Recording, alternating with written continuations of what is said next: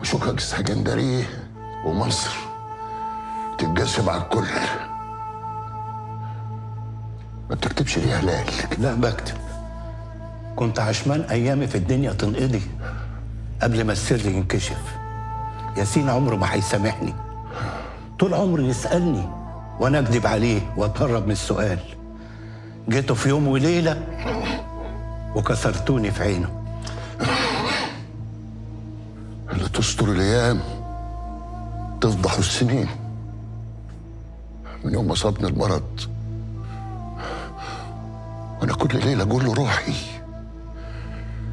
اللي باقي من عمري مش قد اللي راح، والنهارده دنيا وبكره اخره، وراسي تتعارك مع قلبي.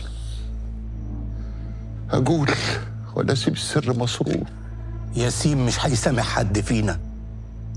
ياسين رباية عيني وعارف وجعته بتروح لحد فين، وبقول لك ياسين مش هيسامحنا. العز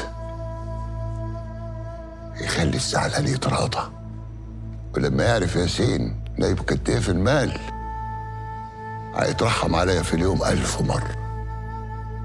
انت فاكر مالي هو اللي في مصر واللي بتكتبوه في دفاتركم؟ لا، انا مالي ما يحصرهوش عدد، ونائب ياسين منه يعيش سلطان وينسيه اي حاجة. هو ده عيب اللي ما يربيش ابنه قصاد عينه، ما بيبقاش عارفه كويس. وانا مربي ياسين وعارف ان وجعته من السر المكتوم هتغلب فرحته بالمال اللي جاله. يزعل هبابه والايام تداويه احسن ما ابقى ظلمته حي وميت. ربنا يجيب العواقب سليمه. انزل له راضي بكلمتين وفهمه نايبه قد ايه، والصبح في يدك احضن حضن الاب المكشوف، مش الحضن البداري اللي كنت بداري فيه حنيتي قبل سابك. ربنا يهدي النفوس. وانت يا هلال خد لك قرشين على قد ما يملى عينك. خد طباخ السم بيدوبوا، وانت ما طبخت ودريت وصمت المال. ما انت قلتها يا باشا، مش هنعيش قد ما عشنا خلاص، واللي باقي من عمرنا مش هنصرف فيه فلوس غير على العلاج. اعمل بيها ايه الفلوس؟ غرورة الدنيا يا هلال،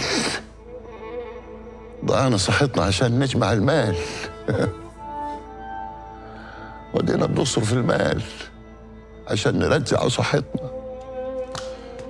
دنيا غرورة وغرة الكل وضحكة على الكل. بالإذن يا باشا.